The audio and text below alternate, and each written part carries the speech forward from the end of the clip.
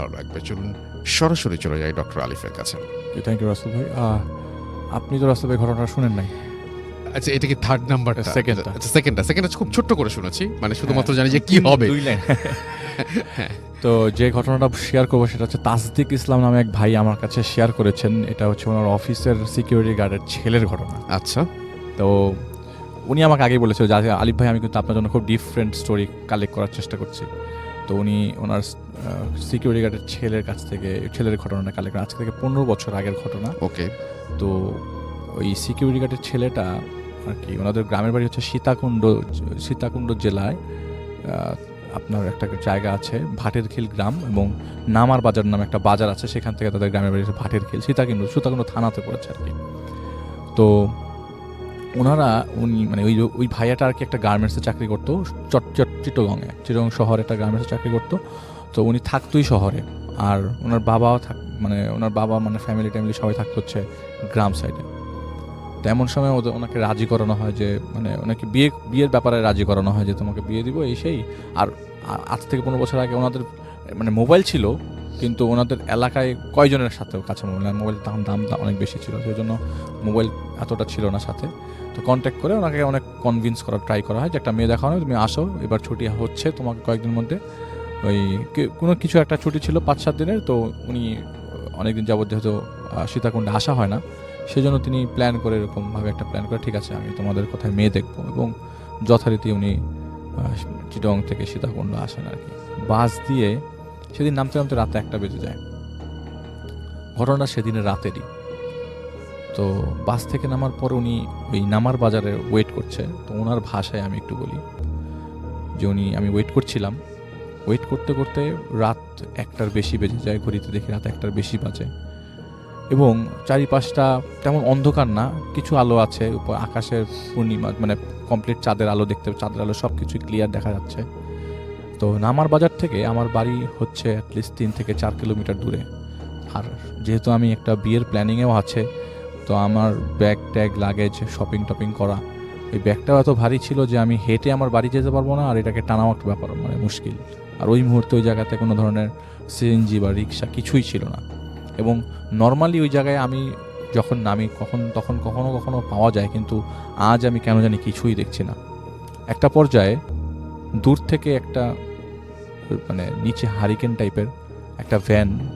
তো ওই ভ্যানটা আপনি কিভাবে চিন্তা করেন, আমাদের এলাকার ভ্যানটা হচ্ছে এরকম যে ভ্যানের উপরে আবার সিট দেওয়া, বসা যায় আর কি, একটু নিচু ভ্যান, উঠে বসা যায় একসাথে 2টা রো, ওই লেগুনের মতো 2টা রো, এবং এখানে অ্যাটলিস্ট 3 জন করে বসতে পারে, 3-4 জন করে বসতে পারে। তো উনি দেখলেন যে হারিকেন জ্বালানো অবস্থায় একটা ভ্যান তার দিকে আসছে, সামনে আসে, এবং জিজ্ঞেস করি যে আমি কী ব্যাপার, এই ভ্যানটা আমার দিকে কেন আসছে? এবং ভ্যানটার পিছনে একটা জিনিস রাখা, সাদা কিছু টাইপের, দূর থেকে মনে হচ্ছিল। কাছে আসার পর জিজ্ঞেস করলাম, মানে কাছে আসার পর আমি ক্লিয়ার হলাম ভ্যানটা একটা কাপড় মোড়ানো লাশ নিয়ে আমার সামনে আসছে। তো আমি খুব হতভম্ব হয়ে যাই। আমার এসব জিনিস ভয় লাগে না, আমি অত ভয়ের মানুষ না, আমি এগুলিতে ভয় পাই না। লাশ আসছে তো কী হয়েছে, কিন্তু আমি দাঁড়িয়ে আছি যে আমি কিছু পেলে সাথে যাব, কিন্তু এর সাথে আমি যাব না। কিন্তু ওই মুহূর্তে লোকটা আমাকে জিজ্ঞেস করে, আসলে আমি কিন্তু তার ভাষায় বলছি আর কি, লোকটা আমাকে জিজ্ঞেস করে যে আপনি কি কোথায় যাবেন, চলেন আপনাকে আগাই দিই। তো উনি বলে যে না, আমি আপনার সাথে যাব না। আর আপনার সাথে এটা কি, আপনার সাথে তো দেখি লাশ।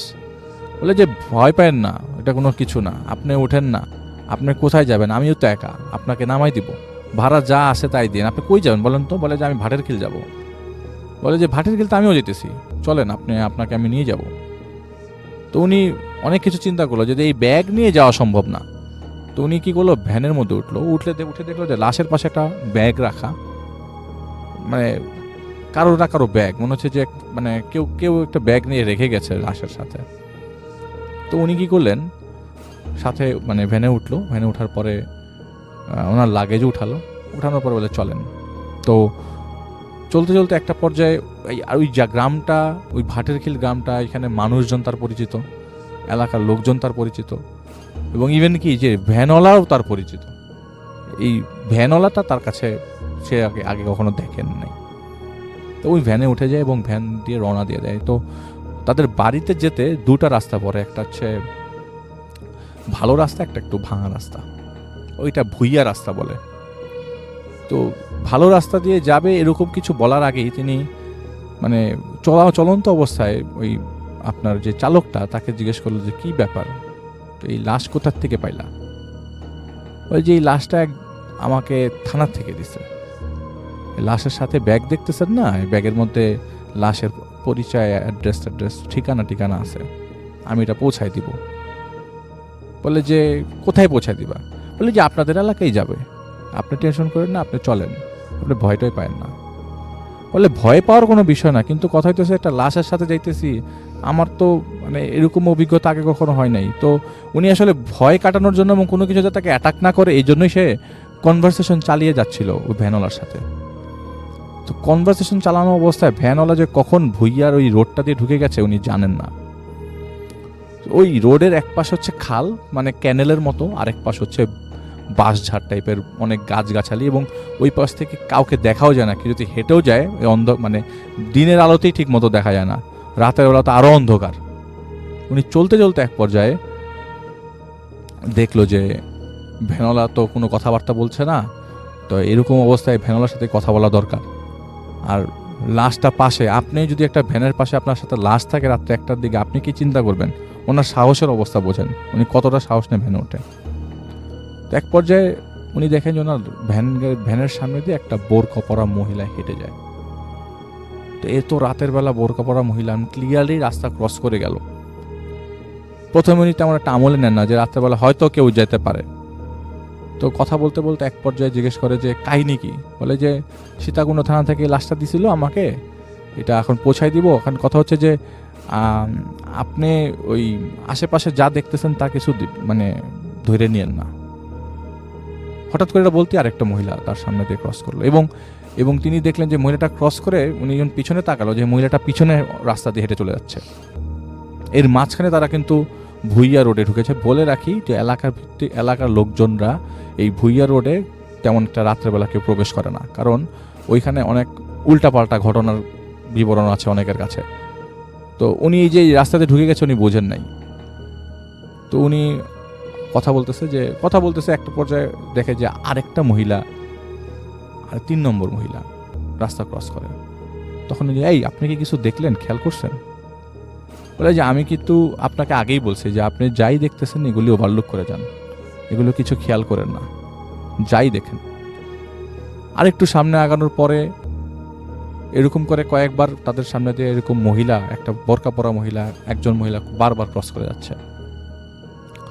তো উনি জিজ্ঞেস করে আচ্ছা ভাই কাহিনী কি? উনি চিন্তা করে মনে মনে যে যদি কোনো লাশ এরকমভাবে থানার মধ্যে থাকে এবং লাশের সাথে যদি কোনো অ্যাড্রেস থাকে, আচ্ছা ভাবলাম এটা একটা বেওয়ারিশ লাশ, অ্যাড্রেস থাকলে তো থানা থেকে ফোন দিবে অ্যাড্রেসে বা কন্ট্যাক্ট করা হবে যে আপনার লাশ আসে নিয়ে যান, তাকে কেন লাশটা কেন ভ্যানের মধ্যে চড়িয়ে দিবে?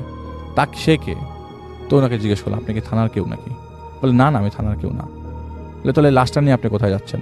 বলে ভাই আরেকটা কথা বলি, লাশের কিন্তু মাথা নাই। এইটা শোনার পর উনি এখন ঘাবড়ে যাচ্ছে। তো মাথাটা নিচু করে ডান দিকে তাকা দিয়ে দেখে তার পিছনে 4 জন মহিলা বোরকা পরা বসে আছে ভ্যানের মধ্যে, এবং এটা সে বুঝতে পারছিল ভ্যানটা অনেক ভারী লাগছিল, যে ওনার টানতে কষ্ট ছিল, যে ভ্যানওয়ালা ওনার টানতে খুব কষ্ট ছিল।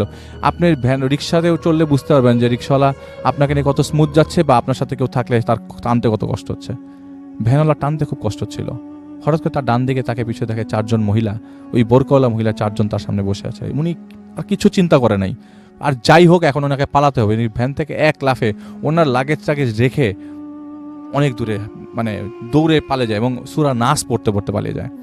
প্রথমে সূরা ইখলাস, তারপরে সূরা নাস এবং পরে সূরা ফালাক পড়তে জোরে পড়তে খুব জোরে পড়তে পিছনে চলে যায়।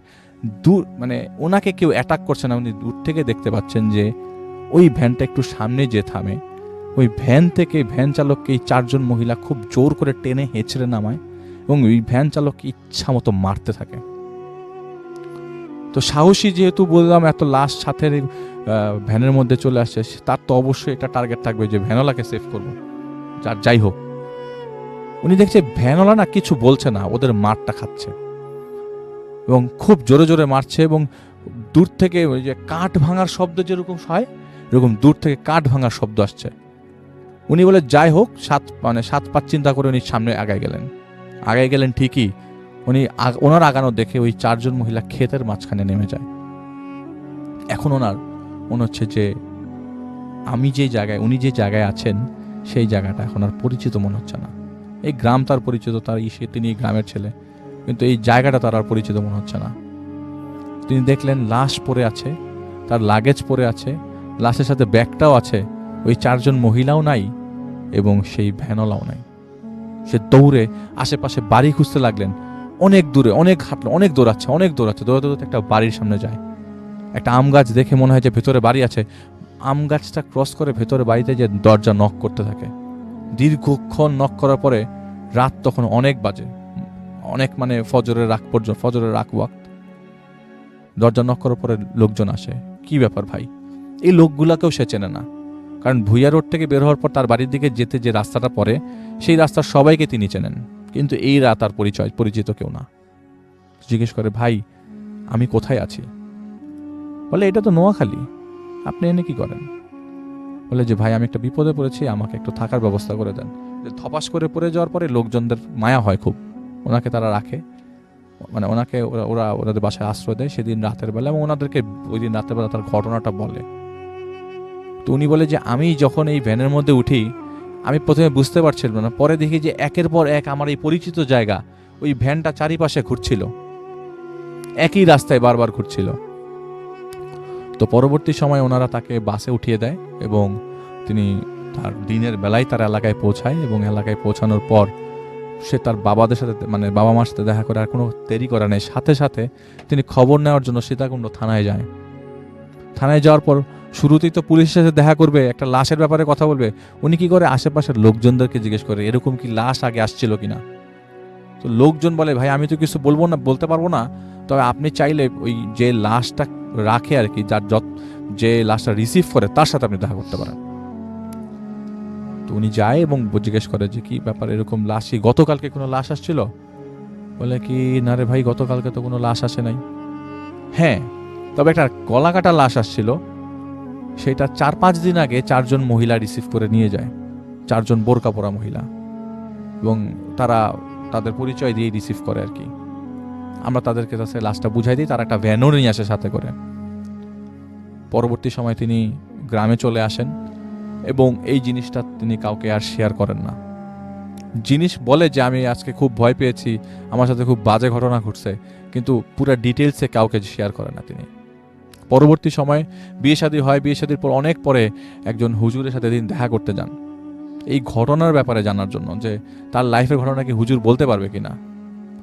তখন হুজুরকে জিজ্ঞেস করে যে, আমি ওই দিন রাতে যা দেখেছিলাম তার আলোচনা করবা, সেটা দেখে আপনি কি আপনার রায় দেন, বা আপনার কি মনে হয়, আমি কি, মানে উনি আসলে মেন্টালি সিক হয়ে গিয়েছিল, বিয়ের পরে ফ্যামিলিগত প্রবলেম দেখা দিচ্ছিল কিছুদিন পর পর।